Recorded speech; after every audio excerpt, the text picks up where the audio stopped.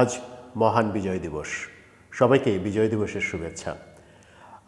অনেক ঘটনাক্রম, অনেক কিছু, অনেক নাটক, অনেক ঘটনা, অনেক দুর্ঘটনা সব কিছু মিলিয়ে এবারের বিজয় দিবসটা উল্লেখযোগ্য। কিন্তু উল্লেখযোগ্য এই বিজয় দিবসে আমরা উল্লেখ করার মতো কোনো তথ্য আপাতত খুঁজে পাচ্ছি কিনা সেটা একটা বড় বিষয়। বিজয় দিবসের প্রাক্কালে প্রধান উপদেষ্টা জাতির উদ্দেশ্যে ভাষণ দিলেন।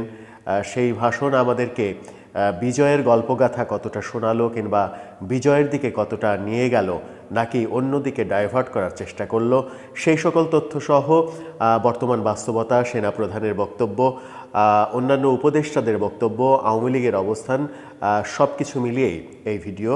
দর্শক থাকবেন বিজয় দিবসের গুরুত্বপূর্ণ এই আলোচনায়।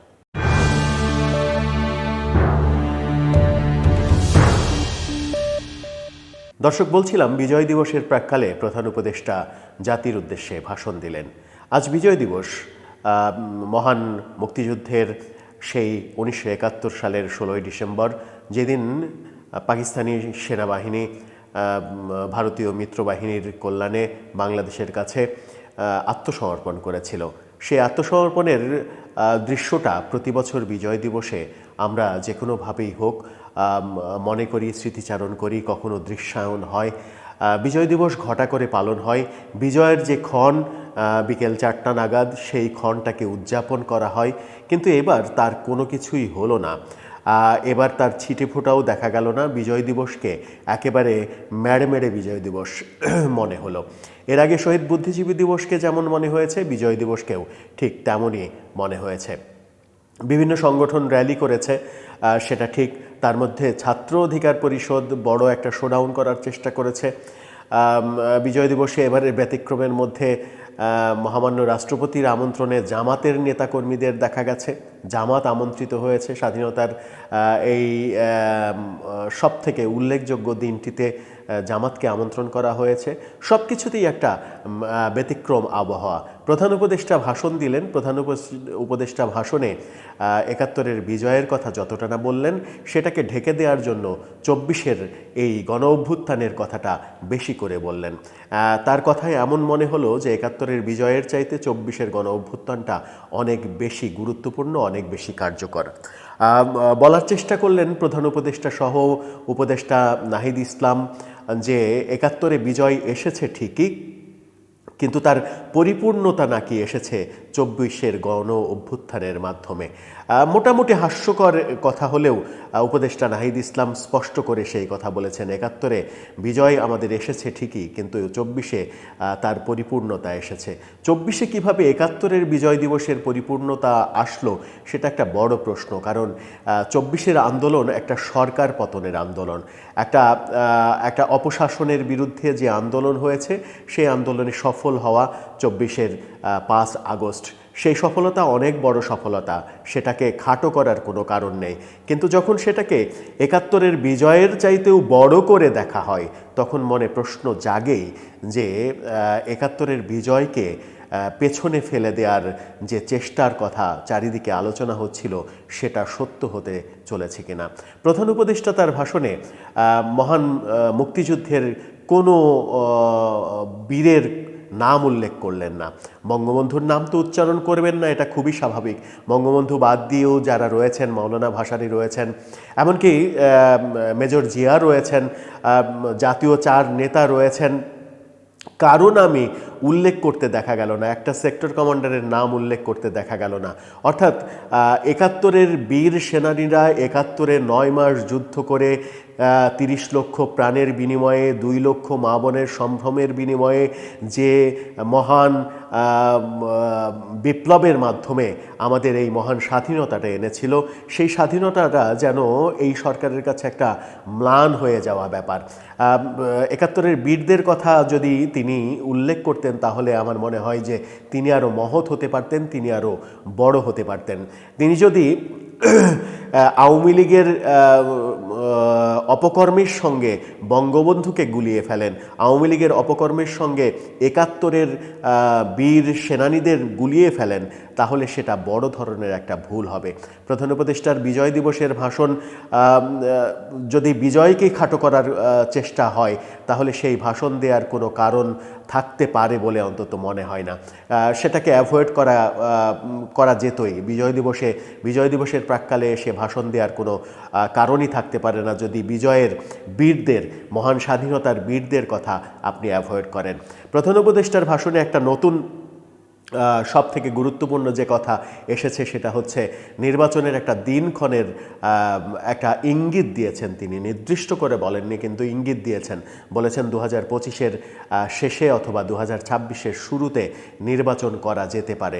তবে আবার এটাও বলেছেন যে সংস্কার কার্যক্রমে যদি বেশি সময় লাগে তাহলে আরও 6 মাস সেখানে লাগতে পারে। কিন্তু প্রথম কথাই 2025-এর শেষ কিংবা 2026-এর শুরু, এই কথাটাকে যদি আমি মেইন কথা ভাবি, তাহলে আজকে থেকে 3 মাস আগে, 3 মাসেরও বেশি সময় আগে যে সেনাপ্রধান যে বক্তব্য দিয়েছিলেন যে 1.5 বছরের মধ্যে, 18 মাসের মধ্যে নির্বাচন হবে, সেনাপ্রধানের সেই বক্তব্যকে প্রধান উপদেষ্টা নিজে স্বয়ং অস্বীকার করেছিলেন। বলেছিলেন এটা তো সরকারের কথা নয়, সরকার যখন বলবে তখন সেটা কথা। এখন সরকার বলেছে, সেনাপ্রধান 3 মাস আগে যেটা বুঝেছিলেন, এখন সরকার 3 মাস পরে এসে সেটা বুঝছেন। তার মানে হচ্ছে সেনাপ্রধানের যে মস্তিষ্ক, সেই মস্তিষ্ক থেকে বর্তমান অন্তর্বর্তীকালীন সরকারের মস্তিষ্ক অন্তত 3 মাস যে পিছিয়ে আছে সেটা বলাই যায়।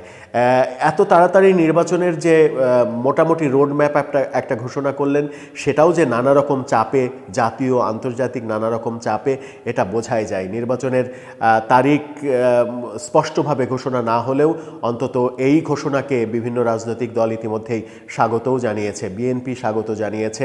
এটা একটা আশার কথা। প্রধান উপদেষ্টার ভাষণে একটা জিনিস খুব উল্লেখযোগ্য ছিল, সেটা হচ্ছে যে এর আগের প্রধানমন্ত্রী শেখ হাসিনার প্রতিটা ভাষণে যেমন তার উন্নয়নের ফিরিস্তি আমরা শুনেছি, তিনি কি করেছেন, কি তার অবদান, সেরকম ফিরিস্তি দিয়েছেন তিনি। প্রধান উপদেষ্টা সেখান থেকে কিন্তু বের হয়ে আসতে পারেননি। আওয়ামী লীগকে ফ্যাসিস্ট বলে আওয়ামী লীগের ধারাতেই তার উন্নয়নের 4 মাসের উন্নয়নের ফিরিস্তি তিনি দিয়েছেন।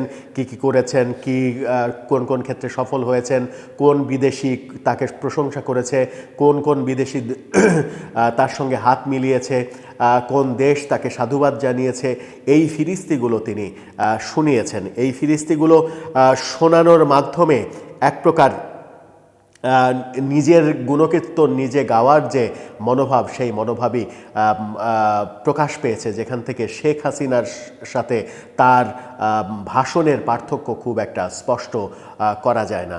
তিনি ভোটের কথা বলতে গিয়ে বলেছেন যে তিনি আশা করছেন নতুন ভোটার হবে, নতুন ভোটাররা শতভাগ ভোট দেবে, এতটাই উচ্ছ্বাসপূর্ণ ভোট হবে যে শতভাগ ভোট দেবে।